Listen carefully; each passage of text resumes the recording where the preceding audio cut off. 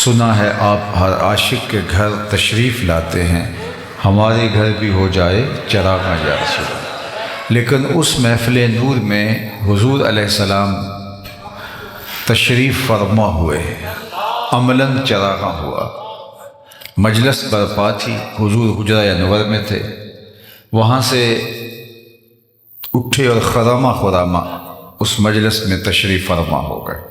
صحابہ مجلس برپا کیے ہوئے تھے تو فرمایا ما اجلسکم، صحابہ تمہیں کس چیز نے بٹھایا ہے؟ جلسہ کاہے کا ہے، کیوں بیٹھے ہوئے ہو؟ جس طرح کوئی آپ سے پوچھے کہ یہ مصروف ترین وقت ہوتا ہے عصر سے مغرب تک کا وقت، اور آپ اس ہجوم کے ساتھ یہاں تشریف فرما ہیں تو کیوں بیٹھے ہو؟ تو آپ کا برجستہ جواب ہوگا کیا آقا کریم کا ذکر سننے کے لیے بیٹھے؟ تو بات ختم ہو جائے گی۔ تو حضور علیہ السلام نے ارشاد فرمایا ما اجلسکم، یہ جلسہ کاہے کا ہے، کیوں بیٹھے ہو؟ تو جو انہوں نے جواب دیا وہ سنیے۔ انہوں نے کہا جلسنا نذکر اللہ ونحمدہ علی ما ہدانا لدینہ ومن علینا بک۔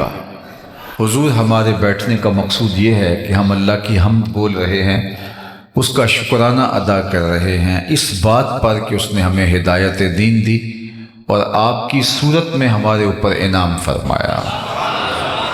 فضل رب العلا، اور کیا چاہیے، مل گئے مصطفیٰ، اور کیا چاہیے۔ ہم اس پر شکرانہ ادا کر رہے ہیں کہ حضور آپ ہمیں نصیب ہوئے۔ اب آقا کریم نے فرمایا کہ کیا تم اس بات پہ حلف دے سکتے ہو، قسم اٹھا سکتے ہو کہ اسی کام کے لیے بیٹھے ہو، کوئی اور مقصود نہیں ہے؟ تو انہوں نے کہا جی ہم حلف دیتے ہیں۔ باقاعدہ حضور نے ان سے حلف لیا اور انہوں نے باقاعدہ حلف دیا۔ اب ان کے چہروں پر استجاب کسی کیفیت تھی کہ حضور نے ہم سے حلف کیوں لیا ہے، جبکہ عمومی طور پہ ایسی چیزوں پہ حلف نہیں لیا جاتا۔ تو خیر انہوں نے حلف دیا، بطیب خاطر دیا، لیکن ایک سوال تھا اور وہ پیدا ہوا۔ تو آقا کریم نے ان کے چہروں پہ پھیلی ہوئی حیرت کو دیکھا تو فرمایا میں تم سے ابھی جو حلف لیا ہے یہ کسی تہمت کی بنیاد پر نہیں لیا، تمہارے قول کی صداقت پر مجھے کوئی شک نہیں گزرا تھا کہ میں نے حلف سے تصدیق چاہی ہو، بلکہ ماجرا کچھ اور تھا، اور وہ یہ کہ تم یہاں مجلس برپا کیے ہوئے بیٹھے تھے، میں حجرے میں تھا، اتانی جبریل علیہ السلام، میرے پاس جبریل امین حاضر خدمت ہوئے، فاخبرنی ان اللہ یباہی بکم الملائکہ، اور انہوں نے مجھے آ کے بتایا محبوب آپ یہاں تشریف فرما ہیں، ذرا باہر تو نکل کے دیکھیے، آپ کے صحابہ کے اس عمل پر اللہ فرشتوں میں ناز فرما رہا ہے۔ وہ عمل کون سا تھا جس عمل پر رب ہو کے ناز فرما رہا ہے؟ وہ صحابہ مل بیٹھ کر حضور کی صورت میں اللہ کے انعام کا شکریہ ادا کر رہے ہیں۔ اللہ اکبر۔ اللہ کی رحمت سے کوئی بعید نہیں کہ آج کی مجلس بھی قبول فرما لی جائے اور اللہ فرشتوں سے فرمائے دیکھو 15 صدیاں بیت گئی، یہ آج بھی بیٹھ کے اس نعمت کا شکرانہ ادا کر رہے ہیں۔ باقی جہاں تک حضور علیہ السلام کی صورت میں انعام خداوندی کے پانے پر شکریہ کا حق ہے تو وہ ہم ادا نہیں کر سکتے۔ یہ ایک شام کی محفل میلاد کیا ساری زندگی بھی گزار دیں حضور کے نام پر پھر بھی حق کے شکر ادا نہ ہو پائے۔ ہمارے بدن پہ اتنے بال نہیں ہیں جتنے رسول اللہ کے احسانات ہیں۔ ہمارا ایک عضو اور ایک بال قرض رسالت میں جکڑا ہوا ہے، ساری زندگی ان کے نام کے قصیدے پڑھے، حق کے شکر پھر بھی ادا نہ ہو۔ میں کہتا ہوں خدا شناسی تو بڑی دور کی بات ہے، ہم خود شناس بھی نہ ہوتے اگر حضور تشریف نہ لاتے، ہمیں یہ بھی نہ پتہ چلتا کہ ہم کون ہیں۔ اور مجھے یہ بتاؤ جس سے خود بھی نہ پتہ ہو کہ میں کون ہوں اس کے پلے ہوتا کیا ہے؟ اقبال نے کہا تھا اپنے من میں ڈوب کر پاجا سراغ زندگی، تو میرا نہیں بنتا نہ بن، اپنا تو بن، اور جو اپنا بھی نہ ہو، جس سے یہ بھی نہ پتہ ہو کہ میں کون ہوں۔ تبھی تو انسان اشرف المخلوقات ہونے کے باوجود اپنے سے اتنا بے خبر ہے کہ پتھر کی مورتیوں کے آگے اپنی پیشانی کا تقدس پامال کر رہا ہے، مٹی کے مادھوؤں کے آگے سجدہ ریز ہے، لکڑی کے اوثان اس کے معبود بنے بیٹھے، اجرام فلکیہ کو، چلتے پانیوں کو، بہتے دریاؤں کو اور ہواؤں کو اور جلتی آگ کو اس نے اپنا معبود مانا، درختوں کو، مظاہر فطرت کو اس نے اپنا خدا مانا۔ انسان کی تاریخ تو اتنی شرمناک ہے، یہ مچھلی پکڑنے کے لیے کانٹے کے ساتھ جو کیچوا لگایا جاتا ہے، کسی زمانے میں یہ بھی انسان کا معبود رہا۔ پیپل کے درختوں کو اور برگد کے درختوں کو اس نے اپنا خدا مانا۔ اس نے کہاں کہاں اپنی پیشانی کا تقدس پامال نہیں کیا۔ اس نے حشرات الارض کو، اس نے چوپایوں کو، اس نے درندوں کو، اس نے شیروں اور ہاتھیوں کو اپنا خدا مانا۔ اس نے سانپوں اور بچھوؤں کو اپنا معبود مانا۔ اس نے گائے کے آگے اپنی پیشانی کا تقدس پامال کیا۔ اس نے جانوروں کو خدا مانا۔ یہ تو میرے حضور آئے جنہوں نے آ کے بتایا، میاں یہ تیرے معبود نہیں، تیری دہلیز کے نوکر ہیں۔ کائنات کا چرخ تیرے گرد گھوم رہا ہے، تو مقصود کائنات ہے۔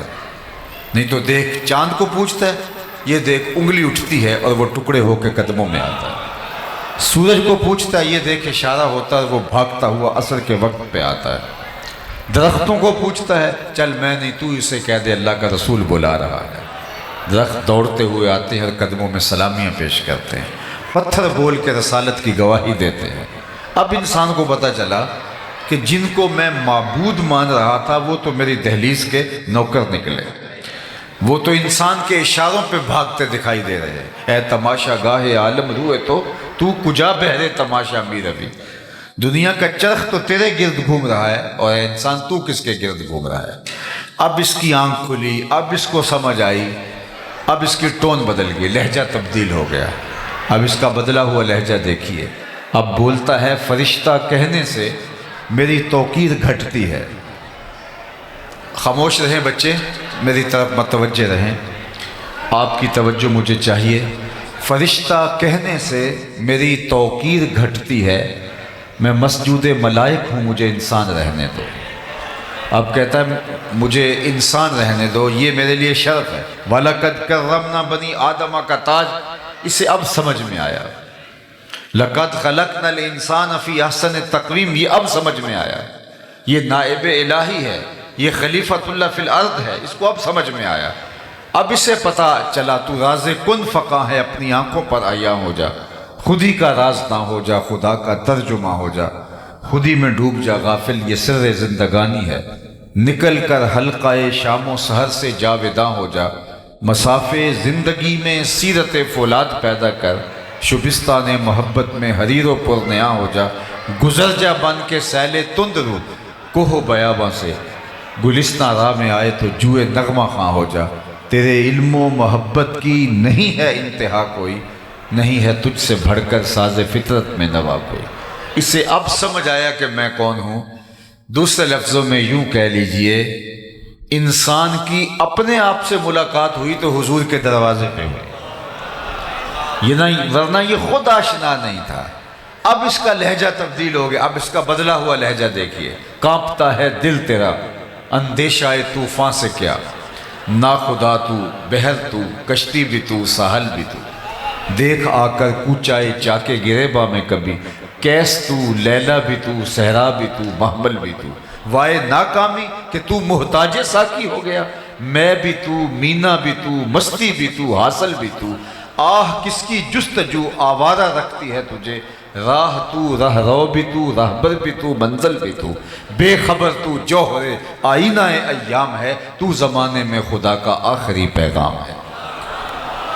یہ راز کہاں سے ملا؟ حضور کی دہلیز سے ملا، اور اگر یہ در نہ ملتا تو آج بھی دھکے کھا رہا ہوتا انسان، آج بھی در بدر کی ٹھوکریں اس کا مقصود ہوتا۔ نہیں تو آپ اپنی ہمسائیگی کے اندر دیکھ لیں، پی ایچ ڈی ڈاکٹر ہے اور بت کے آگے ہاتھ جوڑے کھڑا ہے، کتنی بھاری بھرکم ڈگری ہے، لیکن وہ جو اپنے بدن پہ بیٹھی مکھی نہ اڑا سکے، اس کی ضرورت کی کیا کفالت کرے گا، لیکن ہاتھ جوڑے کھڑا ہے۔ دوسری جانب M B B S doctor ہے اور گائے کے پیشاب کو چسکیاں لے کے تبرک سمجھ رہا ہے اور اس کو پی رہا ہے۔ اس کی طبیعت میں کوئی نفاست نہیں، اس کو اس گائے کے پیشاب سے اٹھتا ہوا تعفن اور اس کی بدبو سے اس کی طبیعت میں کوئی تکدر پیدا نہیں ہوتا؟ ڈگری دیکھیے اور کام دیکھیے۔ دوسری جانب میں ایک گاؤں کا رہنے والا ہوں آپ کی طرح۔ میں نے اپنے گاؤں میں ایک بچے کو دیکھا کہ وہ اپنے پانچے کو مل مل کے دھو رہا ہے، تو میں نے اس کو جھڑکنے کے لہجے میں کہا کہ تم نے اتنا زیادہ پانی کھول رکھا ہے، تو وہ لجاجت بھرے لہجے میں مجھے جواب دیتا، حضرت میں سکول جا رہا تھا، راستے میں کسی جانور کے پیشاب کے چھینٹے میرے پانچے پہ گر گئے ہیں۔ وہ کوئی درس نظامی کا فاضل نہیں تھا کہ جس نے نجاست غلیظہ و خفیفہ کے احکام پڑھے ہوں، ایک عام سا بچہ دوسری تیسری کلاس کا۔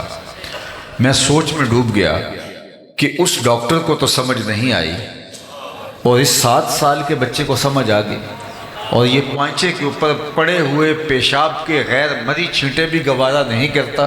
تو اندر سے آواز آئی، وہ ہے ڈاکٹر، لیکن اس کے ہاتھ میں دامن میرے حضور کا نہیں ہے، اور یہ ہے بچہ، لیکن گٹی میں ماں نے پیار حضور کا دیا تھا، لہٰذا تقدس اس کی روح کے اندر تک اتر آیا ہے، اور اس کو یہ چھینٹے بھی گوارا نہیں ہے۔ زندگی ملے گی تو میلاد والے رسول کی چوکھٹ سے ملے گی، اگر یہ در نہیں ملا تو سوائے نجاست، سوائے غلاظت، سوائے گندگی کے اور کوئی مقصود نہیں ہوگا۔ اگر پاکیزگی چاہتے ہو، اگر عفت چاہتے ہو، اگر پاک دامنی چاہتے ہو، اگر نفاست چاہتے ہو، اگر شعور، نور اور روشنی چاہتے ہو، تو محمد رسول اللہ کی چوکھٹ پہ آنا صلی اللہ علیہ وآلہ وسلم۔ نہیں تو انسانیت آج بھی دنیا کے اوپر اس وقت جو انسانی آبادی ہے وہ 8ویں ارب میں داخل ہو گئی ہے، 7 ارب سے تجاوز کر چکی ہے، اور 7 ارب 8 ارب آبادی میں کوئی 500 سے زیادہ مذاہب پائے جاتے ہیں۔ کچھ تو کسی مذہب کو نہیں مانتے، لیکن پھر بھی جو کسی مذہب پہ، کسی دھرم پہ الہامی یا غیر الہامی یقین رکھتے ہیں، تو ان کی تعداد 500 سے زیادہ مذاہب کی ہے۔ جو دنیا کے اوپر اس وقت میسر مذاہب ہیں، ان کی تعلیمات صحیح ہیں یا غلط ہے، میری اس سے بحث نہیں ہے، لیکن میں اور آپ ذرا تصور کیجئے 8 ارب آبادی میں 500 سے زیادہ مذاہب، اور اللہ نے ہمیں اسلام میں پیدا کیا، مسلمانوں کے گھر پیدا کیا۔ ہم نے کوئی ٹوکن دیا ہوا تھا؟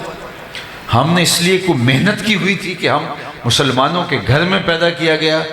یہ محض اس کا کرم ہوا، اور ہمارے والد صاحب مسجد سے مولانا کو بلا لائے اس وقت کہ جب ہم حرف و صوت سے بھی آشنا نہیں تھے، ابھی ماں کی بولی بھی سمجھ نہیں لگے تھے، اور مولانا نے آ کے کان میں عربی میں اذان دی، گویا وہ مبارک دے رہے تھے کہ مبارک ہو تو حضور کا غلام بن کے آ رہا ہے، شاہوں سے ملا ہے نہ تونگر سے ملا ہے، اللہ کا عرفان اسی در سے ملا ہے، اوروں کو ملا ہے تو مقدر سے ملا ہے، مجھ کو تو مقدر بھی تیرے در سے ملا ہے، میری خوش بختی کہ میں تیرا امتی، یہ میرے مقدر۔ ساری زندگی اس نعمت کا شکریہ ادا کرتے رہے، حق شکر ادا نہ ہو۔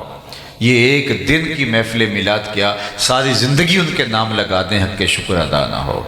چونکہ ہمیں اللہ نے یہ سعادت نصیب فرمائی، 12 نبیوں نے آرزویں کی ہیں، کتب میں آتا ہے حضور کی امت میں ہونے کے لیے 12 پیغمبروں نے آرزویں کی ہیں، ہم نے تو کوئی آرزو نہیں کی تھی۔ اللہ اکبر۔ نبی منتظر رہے، کوئی ہاتھ پھیلا کے دعا مانگتا رہا، ربنا وابعث فیہم رسولا، مالک آنکھیں بوڑھی ہو گئیں اب اسے بھیج بھی دے۔ کوئی کہہ رہا ہے مبشرم برسول یات من بعد اسمہ احمد، چلو میں نام بھی بتا دیتا ہوں، یہ حضرت عیسیٰ تھے، لوگوں میں نام بھی بتا دیتا ہوں، ان کا نام احمد ہوگا۔ ایک حواری کھڑا ہوا، حضرت جس کے قصیدے آپ بھی پڑھ رہے ہیں، کیا آپ سے بھی افضل ہوگا؟ ہر مرید سوچتا ہے میرے پیر کا جوڑ نہیں ہے، ہر شاگرد کہتا ہے میرا استاد تو پھر میرا استاد ہے، کارکن کہتا ہے میرے لیڈر کا مقابلہ ہے ہی نہیں، امتی بھی سوچتا ہے میرا نبی تو پھر میرا نبی ہے۔ لیکن جب نبی خود قصیدے کسی کی پڑھ رہا ہو تو حیرت تو ہوگی۔ تو حواری نے کہا حضرت جس کے قصیدے آپ بھی پڑھ رہے ہیں کیا آپ سے بھی افضل ہوگا؟ تو سنو حضرت عیسیٰ نے کیا جواب دیا۔ انجیل برنباس کے اندر آج بھی یہ لفظ موجود ہیں، جبکہ یہ محرف کتاب ہے، تحریف راپ آ گئی ہے، انہوں نے بہت ساری اس کتاب سے چیزیں نکال پھینکی ہیں، لیکن اس کے باوجود اس تحریف شدہ کتاب میں انجیل برنباس کے نسخے میں یہ لفظ آج بھی موجود ہیں۔ جب حواری نے کہا حضرت جس کے قصیدے آپ بھی پڑھ رہے ہیں کیا وہ آپ سے بھی افضل ہوگا؟ حیرت میں ڈوب کر جب سوال کیا، حضرت عیسیٰ کیا جواب دیتے ہیں؟ تمہارے سینے ٹھنڈے ہو جائیں گے، تمہاری آنکھوں کو ٹھنڈک محسوس ہوگی، تمہاری روح سرشار ہو جائے گی۔ حضرت عیسیٰ نے کہا افضل ہونے کی بات پوچھتے ہو؟ وہ تو اتنی عظمتوں کا حامل ہے، اگر اس کے نالین کے تسمے کھولنے کی سعادت ابن مریم کو مل جائے تو یہ بھی مقدر کی بات ہے، یہ بھی بخت کی بات ہے، وہ تو اتنی شانوں کا مالک ہے، اور وہ میرے اور آپ کے آقا و مولا ہے۔ کسی نے کہا بری نازم کہ ہستم امتے، تو میں اس بات پہ ناز کرتا ہوں کہ حضور میں آپ کا امتی ہوں۔ بری نازم کہ ہستم امتے تو گناہ گارم و لیکن خوش نصیبم، گناہ گارم و لیکن خوش نصیبم، میں گناہ گار ضرور ہوں لیکن اللہ نے میرے مقدر ایسے رکھے کہ مجھے آپ کا غلام بنایا، تو یہ میرے اور آپ کے بخت۔ اور صاحب ایک تو مجھے حیرت ہوتی ہے کہ جب آج امت اس بات پہ لڑ رہی ہے کہ حضور کے ذکر کی مجلس کو برپا کرنا ہے یا نہیں کرنا، ابھی بھی یہ لڑائی ہوگی؟ میں پوچھتا ہوں کبھی ایسا ہوا ہے کہ پھولوں کا تذکرہ ہو رہا ہو اور بلبل کہے کہاں لکھا ہوا ہے؟ بات شمع کی ہو رہی ہے اور پروانہ دلیلیں ڈھونڈ رہا، اور یہ بھی نہیں کبھی ہوا کہ بات محبوب کی ہو رہی ہے اور محب کہے کہاں لکھا ہے۔ محب کے لیے اس سے بڑا کوئی سرمایہ نہیں کوئی اس کے محبوب کا ذکر چھیڑ دے، اس سے بہتر کوئی اس کے لیے خوشی کا سامان نہیں ہے۔ مطرب سے کہو کہ چھیڑے ذرا اس جان تمنا کا قصہ، فرقت کے بھیانک لمحوں میں کچھ دل کو سہارا ہو جائے۔ یہ تو ٹھنڈک ہے دل کی۔ شیخ مہدی الفاسی مطالع المسرات شرح دلائل الخیرات میں لکھتے ہیں حضور کا ذکر سن کر جس شخص کے کلیجے میں ٹھنڈ نہیں پڑتی اس کے سینے میں دھڑکنے والا دل کسی مومن کا دل ہی نہیں۔ یہ ہو ہی نہیں سکتا کہ قرار نہ پہنچے، تسکین نہ پہنچے۔ ہم نے تو اس محبت کو، اس پیار کو، حضور کی اس الفت کو عمل کے لیے مہمیز بنانا ہے۔ ہم نے تو اپنی زندگی حضور کے نام کرنی ہے۔ یہ 2 پہر کا 4 پہر کا میلاد اور یہ ذکر کی مجلسیں اور پورے مہینے میں 1 دن کا محفل میلاد، یہ کیا ہوا؟ ہم نے تو پوری زندگی ان کے نام لگانی ہے۔ ہم تو جئیں گے تو حضور کے لیے، ہم تو مریں گے تو حضور کے لیے۔ ہم نے ان کے بتائے ہوئے طریقے کے مطابق زندگی گزارنی ہے۔ آقا کریم علیہ السلام نے ہمیں یہ درس دیا۔ اللہ کے محبوب علیہ السلام نے ایک دن وضو فرمایا اور صحابہ وضو کا پانی زمین پر نہیں گرنے دیتے، وہ پانی کسی کے ہاتھوں پہ ہوتا ہے اور وہ اپنے چہروں پہ مل لیتے ہیں، اور جس کو وہ پانی میسر نہیں آتا وہ کسی کے گیلے ہاتھوں سے ہاتھ رگڑ کے اپنے چہرے پہ مل لیتے ہیں۔ آقا کریم نے جب محبت کے اس مظہر کو دیکھا تو ارشاد کیا ما یحملکم علی ھذا، صحابہ تمہیں اس بات پر کس نے ابھارا ہے کہ تم میرے وضو کے پانی کو زمین پر نہیں گرنے دے رہے؟ حضور نے یہ حکم نہیں دیا تھا ان کو، یہ ان کی اپنی محبت کا تقاضا تھا۔ ہر چیز کے لیے حکم کا انتظار نہیں ہوتا، محبت یار منانے کے ڈھب خود سیکھ لیتی ہے۔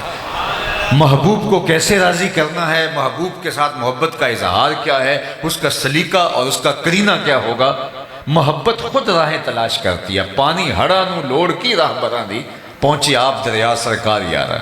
وہ تھوڑا سا پانی ہو تو اس کے لیے راستے بنائے جاتے ہیں کہیں جذب نہ ہو جائے، لیکن جب طوفان کی شکل میں، سیلاب کی شکل میں پانی آئے تو پھر اس کے لیے راستے نہیں بنائے جاتے، وہ اپنی راہیں خود تلاش کرتا ہے اور آگے بڑھتا چلا جاتا ہے۔ جب عشق آتا ہے، محبت آتی ہے تو پھر یار منانے کے ڈھب بھی آ جاتے ہیں۔ تو حضور نے فرمایا ما یحملکم علی ھذا، میں نے تو یہ حکم نہیں دیا۔ ایک دن حضور علیہ السلام نے پچنے لگوائے اور ایک لگن میں خون جمع کر لیا گیا، تو آقا کریم نے ایک صحابی کو دیا کہ اس کو لے جاؤ اور جا کے کسی ایسی جگہ اس کو بہا دو، ٹھکانے لگا دو جہاں کسی کے قدم نہ پہنچے۔ وہ گئے، ایک پتھر کی اوٹ میں بیٹھ کے خود نوش جاں کر لیا۔ جب واپس پلٹے تو آقا کریم نے فرمایا ٹھکانے لگائے؟ جی حضور، ایسی جگہ پہ جہاں کسی کے قدم نہیں پہنچیں گے۔ حضور مسکرائے اور فرمایا لعلک شربت، شاید تم نے پی لیا ہے۔ قال نعم، جی جی حضور، میں نے کہا ایسا مشروب کہاں ملے گا، حضور کا خون میرے خون میں شامل ہو جائے۔ حضور ناراض نہیں ہوئے کہ تم نے یہ کیا کیا، میں نے تو بہانے کا کہا، تم نے پی لیا۔ لیکن حضور نے جو لفظ کہے وہ سنیے، یا غلام قد حررت نفسک من النار، اے بیٹے تو نے اپنے آپ کو آتش دوزخ سے بچا لیا۔ تو حضور کے وضو کے پانی کو صحابہ زمین پر نہیں گرنے دیتے۔ تو آقا کریم نے فرمایا ما یحملکم علی ھذا، تمہیں اس بات پر کس نے ابھارا؟ میں نے تو حکم نہیں دیا۔ تو انہوں نے کہا حب اللہ و رسولہ، اللہ اور اس کے رسول کی محبت نے۔ تو اللہ کے محبوب نے پھر ارشاد فرمایا جو یہ چاہے اللہ اور اس کے رسول سے محبت کرے اور اللہ اور اس کا رسول اس سے محبت کرے، اس کو 3 کام کرنے چاہیے۔ یعنی تمہارا یہ عمل اپنی جگہ پہ درست، لیکن کہیں اس عمل کی کیفیت میں کھو جاؤ اور کہیں عمل سے بے نیاز نہ ہو جاؤ۔ تم نہیں ہوگے آنے والے اس عمل سے جو ہے وہ اس اظہار محبت سے باقی عملی زندگی سے کہیں کنارہ کش نہ ہو جائیں۔ حضور نے ایک اصول دیا، فرمایا تمہارا یہ عمل اپنی جگہ پہ، لیکن سنو جو یہ چاہتا ہے کہ اللہ اس کے رسول سے پیار کرے، اللہ اور اس کا رسول اس سے پیار کرے، اس کو 3 کام کرنے چاہیے۔ جب بھی بولے سچ بولے، جب اس کے پاس امانت رکھی جائے خیانت نہ کرے، اور جب کوئی اس کی ہمسائیگی میں آ بسے تو مجاورت کا، ہمسائیگی کا حق ادا کرے۔ یعنی تمہارا وہ عمل اپنی جگہ پہ کہ میرے وضو کے پانی کو تم زمین پہ نہیں گرنے دیتے، لیکن محبت کہیں یہی نہ رک جائے اور میرا لایا ہوا نظام کہیں تمہاری نظروں سے اوجھل نہ ہو جائے، آنے والوں کی نظروں سے اوجھل نہ ہو جائے۔ تو فرمایا کہ جو چاہے کہ اللہ اس کے رسول سے محبت کرے اور اللہ اس کا رسول اس سے محبت فرمائے، تو اس کو یہ 3 کام کرنے چاہیے۔ سب سے پہلے سچ بولے، جب بھی بولے اس کی زبان سے جھوٹ نہیں نکلنا چاہیے۔ یہ مومن کی زندگی ہے، مومن سچا ہوتا ہے۔ اور ہم کیوں سچے نہیں ہوں گے؟ ہمارے نبی کو تو کافر بھی صادق و امین کہتے تھے۔ اللہ کے محبوب علیہ السلام سے پوچھا گیا کہ حضور مومن بزدل ہو سکتا ہے؟ فرمایا نہیں، بہادر ہوتا ہے، لیکن ہو سکتا ہے کبھی بزدلی بھی کر جائے، آخر بشر ہی تو ہے۔ پھر پوچھا گیا مومن بخیل ہو سکتا ہے؟ فرمایا نہیں، سخی ہوتا ہے، لیکن ہو سکتا ہے کبھی بخل بھی کر جائے، آخر بشر ہی تو ہے۔ پھر تیسرا سوال ہوا مومن جھوٹا ہو سکتا ہے؟ فرمایا جھوٹا نہیں ہو سکتا، یہ طے شدہ بات ہے، مومن ہو جھوٹا ہو یہ نہیں ہو سکتا۔ میں اور آپ اپنے اندر اتر کے دیکھیں، اگر بات بات پہ جھوٹ بولتے ہیں تو پھر کاہے کا اسلام اور کاہے کا دین؟ ہمیں تو بتایا گیا ہے کہ تمہاری زبان سے سچ کے علاوہ کچھ نہ نکلے۔ اللہ اکبر! جو شخص جھوٹ بولتا ہے اس کے منہ سے بدبو نکلتی ہے، جو عام لوگ تو نہیں سونگھ پاتے، لیکن اللہ کے نورانی فرشتے اس کو سونگھتے ہیں، اس کو محسوس کرتے ہیں اور 1 میل پیچھے ہٹ جاتے ہیں۔ اب مجھے بتائیے جو رحمت کا پارسل لے کے، رحمت کی ڈلیوری دینے ہمارے گھر آ رہے تھے، تو گھر سے نکلتے ہوئے بدبو کے بھبوکوں کی وجہ سے پیچھے ہٹ گئے۔ اور اگر گھر میں باپ بھی جھوٹ بولتا ہے، ماں بھی جھوٹ بولتی ہے، بچے اور بیٹیاں بھی جھوٹ بولتی ہیں اور بہویں بھی جھوٹ بولتی ہیں، وہاں سے تو جو ہے وہ بدبو کے بھبوکے اٹھ رہے ہوں گے، فرشتے کتنے دور چلے گئے ہوں۔ تو اب گھر میں بے برکتی، نحوست اتر آئی، چونکہ جو فرشتے لانے والے تھے رحمت، وہ باہر شہر سے کھڑے ہیں۔ اور ہم نے سمجھا شاید کسی نے تعویذ ڈال دی ہے، ہم نے سمجھا شاید کسی نے ٹونا کر دیا، ہم بھاگے عامل کے پاس، اور عامل صاحب تو ٹھیا لگا کے بیٹھے اسی کام کے لیے تھے۔ انہوں نے کہا تم وقت پہ آگے ہو، ورنہ 2 گھنٹے بھی لیٹ ہوتے تو یہ چل جانے تھے، اب تمہیں اتنے منگل آنا پڑے گا، اتنے بدھ آنا پڑے گا۔ اور جس کو نہانا بھی نہیں آتا تو لوگ جا کے وہاں بیٹھے ہوتے ہیں۔ مسئلہ کیا ہے؟ مسئلہ یہ ہے کہ رحمت کے فرشتے گھر میں نہیں آ رہے، بدبو کی وجہ سے، جو جھوٹ کی وجہ سے پھیلی ہے، تعفن کی وجہ سے، اس عفونت کی وجہ سے وہ شہر کے باہر کھڑے ہیں، گاؤں کے باہر کھڑے ہیں، ہاتھوں میں پارسل لیے ہیں ہمارے حصے کے، لیکن ان گلیوں میں داخل نہیں ہو سکتے، بدبو اتنی پھیلی ہوئی ہے۔ اور ہم نے سمجھا کسی نے تعویذ ڈال دیے، بلکہ وہ عمل کہتے ہیں بندش کر دیے۔ یہ ایک عجیب اصطلاح ہے۔ رزق کھولتا بھی اللہ ہے، رزق بند بھی اللہ کرتا ہے۔ اللہ تعالیٰ کے اختیار میں، یہ کسی کا بس نہیں کہ کسی کا رزق باندھ دے۔ اگر کسی کے بس میں ہو تو کوئی کسی کو 2 لقمے بھی نہ کھانے دے۔ رزق اللہ نے اپنے ذمہ کرم پہ رکھا، وَمَا مِن دَابَّةٍ فِي الْأَرْضِ إِلَّا عَلَى اللَّهِ رِزْقُهَا۔ زمین پہ چلنے اور رینگنے والی کوئی چیز نہیں جس کا رزق اس کے ذمہ کرم پہ نہ ہو۔ اور رزق اس کو بھی دیتا ہے جو اسے مانتا ہے، اور رزق اس کو بھی دیتا ہے جو اسے نہیں مانتا۔ لیکن اللہ تعالیٰ جل شانہ ہدایت اسے دیتا ہے جس کو پسند فرماتا ہے۔ تو اس لیے پہلی چیز فرمایا جھوٹ نہیں بولنا۔ دوسری بات فرمائی جب تمہارے پاس امانت رکھی جائے اس میں خیانت نہیں کرنا۔ اللہ اکبر! کوئی چیز رکھی جائے امانت کے طور پہ، وہ مری چیز ہو، مبصر چیز ہو، یہ تو بڑی بات ہے۔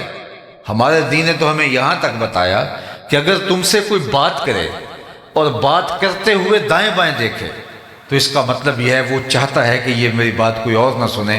فرمایا تمہارے اوپر وہ بھی واجب ہے کہ اس بات کو کسی تک نہ پہنچے۔ یعنی تمہارے سے کوئی بات کرتا ہوا دائیں بائیں دیکھے تو وہ بات بھی امانت بن جاتی ہے۔ چہ جائے کہ کوئی چیز لا کے تمہارے پاس رکھے اور بعد میں تم ہڑپ کر کے بیٹھ جاؤ اور تمہاری دینداری میں فرق ہی نہ آئے، لوگوں کی جائیدادوں پہ قبضہ کر جاؤ، لوگوں کی زمینوں پہ قبضہ کر جاؤ، لوگوں کے گھروں پہ قبضے کر جاؤ، لوگوں کا مال کھا لو اور پھر بعد میں عمرے اور حج کرو۔ وہ عمرے اور حج اس کھائے ہوئے مال کا کفارہ نہیں ہو سکتے، یہ دینا ہی پڑے گا۔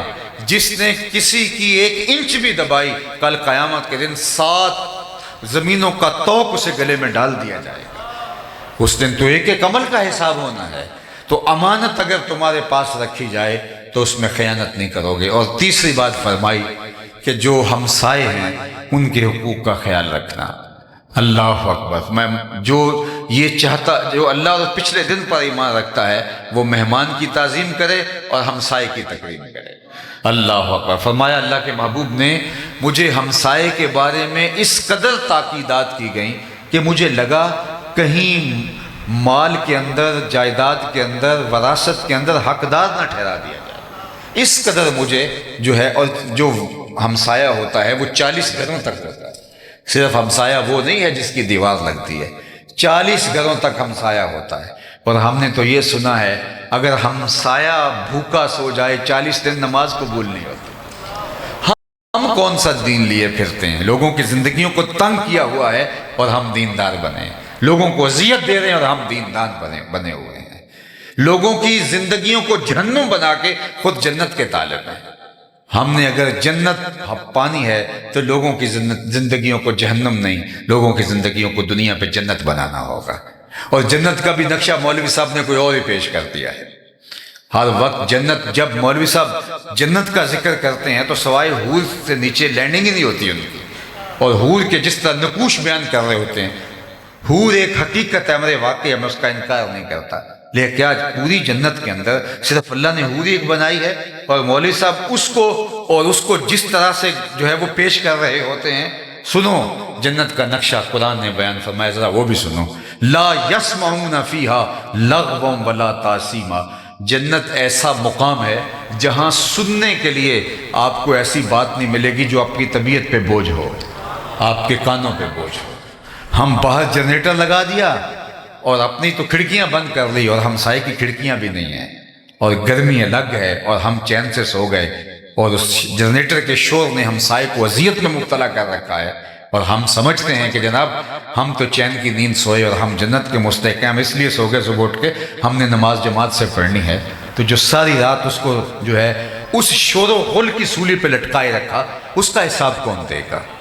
جنت کا یہ نقشہ ہے، لا یسمعون فیہا لغوا ولا تاثیما، وہاں کوئی لغو بات اور جس کو اسم کہا جا سکتا ہے، گناہ کا جس پر اطلاق ہو سکتا ہے، وہ جنت کا نقشہ نہیں ہے۔ اللہ جنت، بھی ہمیں بات سنو آپ، یہی تو ہمارے مسئلے، ہمیں یہ نہیں پتا یہ ناداں سجدے میں گر گئے جب وقت قیام آیا، ہمیں یہ نہیں پتا نعرہ کہاں لگانا ہے اور بات کہاں کرنی ہے۔ ہم جوشیلے اور جو ہے وہ ہم سمجھنے کی دین کو کوشش کریں، ہم اپنے جذبات کی مغلوبیت کے اندر کہیں ایسا نہ ہو کہ سمجھنے سے عاری ہو جائیں۔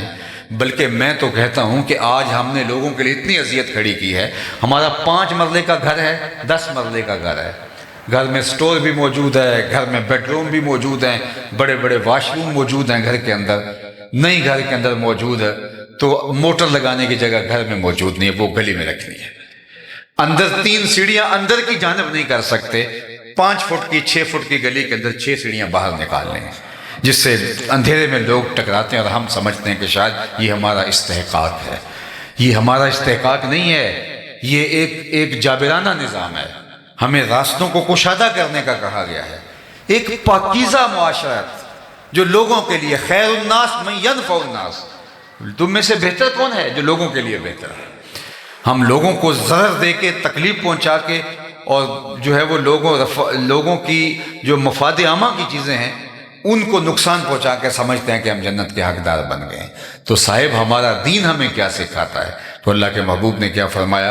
تمہارا یہ عمل کہ تم میرے وضو کے پانی کو زمین پر نہیں گرنے دیتے، مبارک ہے، اس کی نفی نہیں کی، لیکن فرمایا یہ 3 باتیں بھی یاد رکھو، جب بھی بولنا سچ بولنا، کبھی جھوٹ نہ بولنا، تمہارے پاس جب امانت رکھی جائے تو کبھی خیانت نہ کرنا، تیسری بات فرمائی جو تمہاری ہمسائیگی میں آبسے، ہمسائیگی میں آبسے، فرمایا اس کی مجاورت کا خیال رکھنا۔ میں آپ کو اگر بتاؤں کہ شرک کے بعد سب سے بڑا گناہ کیا ہے جو اللہ کے محبوب نے بیان فرمایا، شرک کے بعد سب سے بڑا گناہ ہمسائے کی عورت کے ساتھ گناہ کرنا ہے۔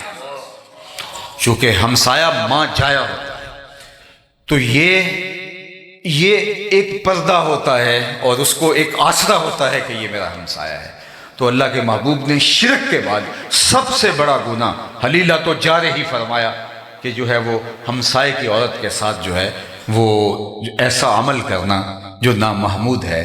تو مجھے اور آپ کو دیکھنا ہوگا کہ ہم کہاں کھڑے ہیں، اپنی اولاد کو دین کی راہوں پہ ڈالنا ہوگا۔ اور یہ میلاد صرف جھنڈے اٹھانے کے لیے نہیں، نعرے لگانے کے لیے نہیں، یہ میلاد ہمارے اندر کو سنوارنے کے لیے۔ میں جھنڈوں کا منکر نہیں ہوں، میں خود بھی جھنڈیاں لگاتا ہوں، خود بھی چراغاں کرتا ہوں، لیکن میں اس بات کا قائل ہوں کہ جھنڈیاں صرف گلیوں میں نہ لگائی جائیں، دل کے ایک ایک پرت پہ بھی نام محمد کی جھنڈی لگائی جائے۔ میں چراغاں کا قائل ہوں، لیکن میں کہتا ہوں چراغاں صرف بنیروں پہ ہی نہ کیے جائے، کوئی دیا، کوئی موم بتی لے کے دل کی اندھیر گلیوں میں بھی آیا جائے۔ یہاں بھی بہت ظلمتیں ہیں، ان کو بھی مٹایا جائے۔ میں گلیوں کی صفائیوں کا قائل ہوں، میلاد آ گیا ہے، لیکن میں کہتا ہوں کوئی جھاڑو لے کے دل نگر میں بھی آؤ۔ یہاں بھی حسد کے کوڑے پڑے ہوئے ہیں، یہاں بھی بغض کے ڈھیر لگے ہوئے ہیں، یہاں روڑیاں ہیں جو ہے وہ نفرتوں کی۔ تو کوئی جھاڑو لے کے اندر بھی آؤ، دل کی گلیاں صاف کرو، چراغاں بھی کرو، جھنڈیاں بھی لگاؤ، پھر نظر جھکے گی تمہارا دل مدینہ بنا ہوا دکھائی دے گا۔ خود ہی کا راز نہ ہو جا، خدا کا ترجمہ ہو جا، خود ہی میں ڈوب جا غافل، یہ سر زندگانی ہے۔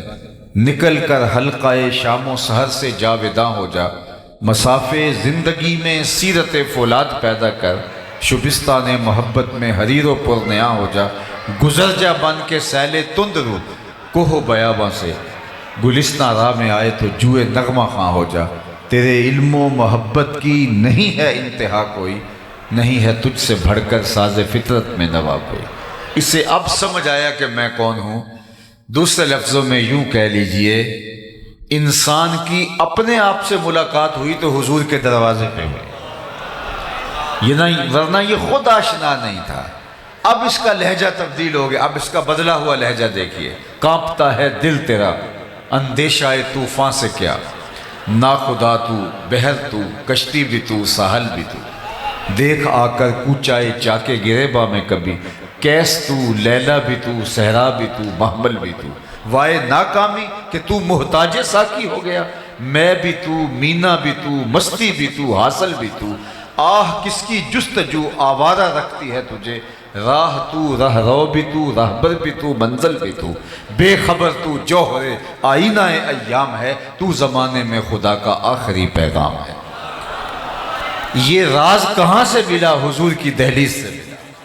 اور اگر یہ در نہ ملتا تو آج بھی دھکے کھا رہا ہوتا انسان، آج بھی در بدر کی ٹھوکریں اس کا مقصود ہوتا۔ نہیں تو آپ اپنی ہمسائیگی کے اندر دیکھ لیں، پی ایچ ڈی ڈاکٹر ہے اور بت کے آگے ہاتھ جوڑے کھڑا ہے، کتنی بھاری بھرکم ڈگری ہے، لیکن وہ جو اپنے بدن پہ بیٹھی مکھی نہ اڑا سکے، اس کی ضرورت کی کیا کفالت کرے گا، لیکن ہاتھ جوڑے کھڑا ہے۔ دوسری جانب M B B S doctor ہے اور گائے کے پیشاب کو چسکیاں لے کے تبرک سمجھ رہا ہے اور اس کو پی رہا ہے۔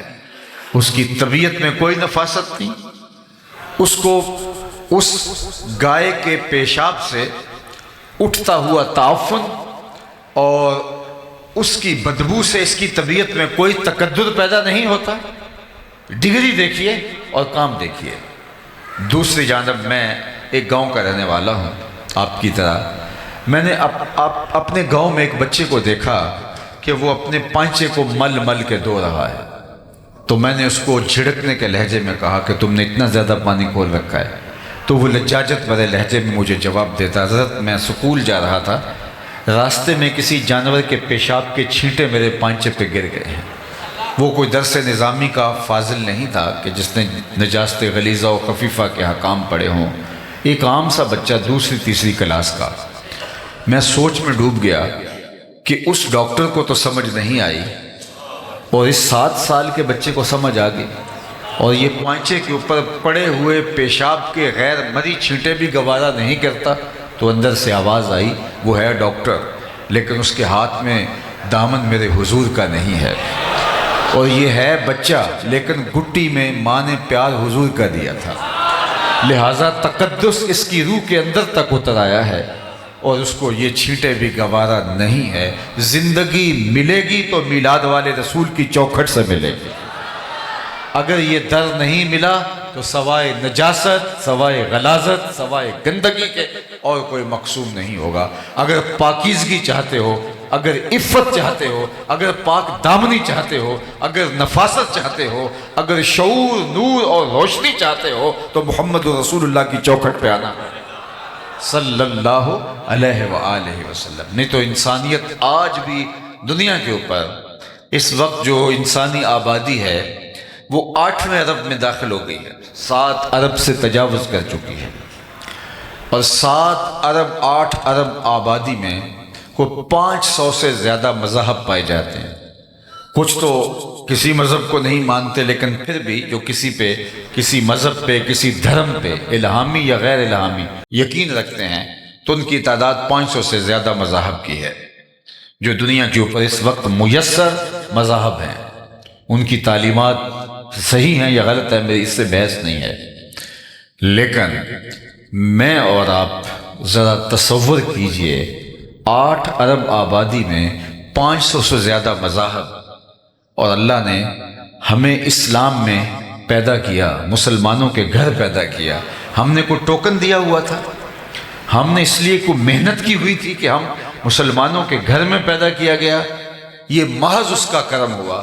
اور ہمارے والد صاحب مسجد سے مولانا کو بلا لائے اس وقت کہ جب ہم حرف و صوت سے بھی آشنا نہیں تھے، ابھی ماں کی بولی بھی سمجھ نہیں لگے تھے، اور مولانا نے آ کے کان میں عربی میں اذان دی، گویا وہ مبارک دے رہے تھے کہ مبارک ہو تو حضور کا غلام بن کے آ رہا ہے، شاہوں سے ملا ہے نہ تونگر سے ملا ہے، اللہ کا عرفان اسی در سے ملا ہے، اوروں کو ملا ہے تو مقدر سے ملا ہے، مجھ کو تو مقدر بھی تیرے در سے ملا ہے، میری خوش بختی کہ میں تیرا امتی، یہ میرے مقدر۔ ساری زندگی اس نعمت کا شکریہ ادا کرتے رہے، حق شکر ادا نہ ہو۔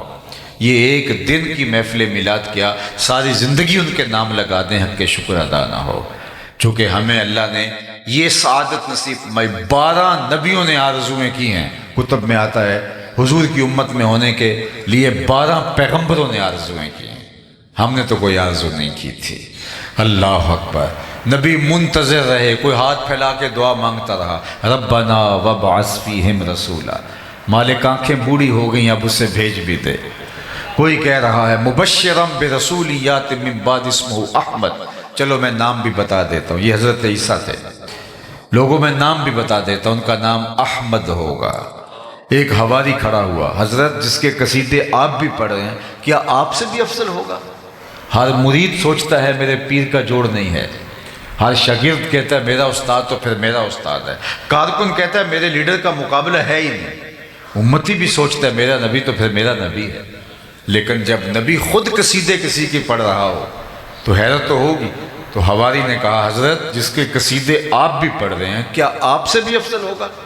تو سنو حضرت عیسیٰ نے کیا جواب دیا۔ انجیل برنباس کے اندر آج بھی یہ لفظ موجود ہیں، جبکہ یہ محرف کتاب ہے، تحریف راپ آ گئی ہے، انہوں نے بہت ساری اس کتاب سے چیزیں نکال پھینکی ہیں، لیکن اس کے باوجود اس تحریف شدہ کتاب میں انجیل برنباس کے نسخے میں یہ لفظ آج بھی موجود ہیں۔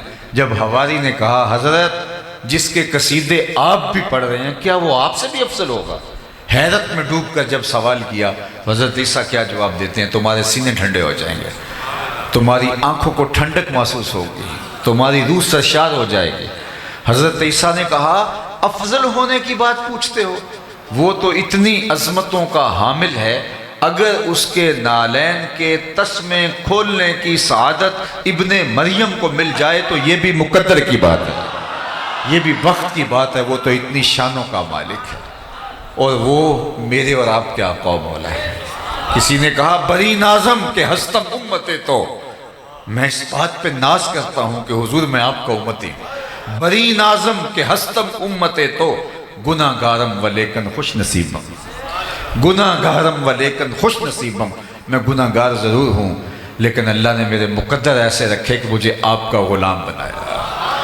تو یہ میرے اور آپ کے بخت۔ اور صاحب ایک تو مجھے حیرت ہوتی ہے کہ جب آج امت اس بات پہ لڑ رہی ہے کہ حضور کے ذکر کی مجلس کو برپا کرنا ہے یا نہیں کرنا، ابھی بھی یہ لڑائی ہوگی۔ میں پوچھتا ہوں کبھی ایسا ہوا ہے کہ پھولوں کا تذکرہ ہو رہا ہو اور بلبل کہے کہاں لکھا ہوا ہے؟ بات شمع کی ہو رہی ہے اور پروانہ دلیلیں ڈھونڈ رہا، اور یہ بھی نہیں کبھی ہوا کہ بات محبوب کی ہو رہی ہے اور محب کہے کہاں لکھا ہے۔ محب کے لیے اس سے بڑا کوئی سرمایہ نہیں کوئی اس کے محبوب کا ذکر چھیڑ دے، اس سے بہتر کوئی اس کے لیے خوشی کا سامان نہیں ہے۔ مطرب سے کہو کہ چھیڑے ذرا اس جان تمنا کا قصہ، فرقت کے بھیانک لمحوں میں کچھ دل کو سہارا ہو جائے۔ یہ تو ٹھنڈک ہے دل کی۔ شیخ مہدی الفاسی مطالع المسرات شرح دلائل الخیرات میں لکھتے ہیں، حضور کا ذکر سن کر جس شخص کے کلیجے میں ٹھنڈ نہیں پڑتی اس کے سینے میں دھڑکنے والا دل کسی مومن کا دل ہی نہیں۔ یہ ہو ہی نہیں سکتا کہ قرار نہ پہنچے، تسکین نہ پہنچے۔ ہم نے تو اس محبت کو، اس پیار کو، حضور کی اس الفت کو عمل کے لیے مہمیز بنانا ہے۔ ہم نے تو اپنی زندگی حضور کے نام کرنی ہے۔ یہ 2 پہر کا 4 پہر کا میلاد اور یہ ذکر کی مجلسیں اور پورے مہینے میں 1 دن کا محفل میلاد، یہ کیا ہوا؟ ہم نے تو پوری زندگی ان کے نام لگانی ہے۔ ہم تو جئیں گے تو حضور کے لیے، ہم تو مریں گے تو حضور کے لیے۔ ہم نے ان کے بتائے ہوئے طریقے کے مطابق زندگی گزارنی ہے۔ آقا کریم علیہ السلام نے ہمیں یہ درس دیا۔ اللہ کے محبوب علیہ السلام ایک دن وضو فرمایا اور صحابہ وضو کا پانی زمین پر نہیں گرنے دیتے، وہ پانی کسی کے ہاتھوں پہ ہوتا ہے اور وہ اپنے چہروں پہ مل لیتے ہیں، اور جس کو وہ پانی میسر نہیں آتا وہ کسی کے گیلے ہاتھوں سے ہاتھ رگڑ کے اپنے چہرے پہ مل لیتے ہیں۔ آقا کریم نے جب محبت کے اس مظہر کو دیکھا تو ارشاد کیا، ما یحملکم علی ھذا، صحابہ تمہیں اس بات پر کس نے ابھارا ہے کہ تم میرے وضو کے پانی کو زمین پر نہیں گرنے دے رہے؟ حضور نے یہ حکم نہیں دیا تھا ان کو، یہ ان کی اپنی محبت کا تقاضا تھا۔ ہر چیز کے لیے حکم کا انتظار نہیں ہوتا، محبت یار منانے کے ڈھب خود سیکھ لیتی ہے۔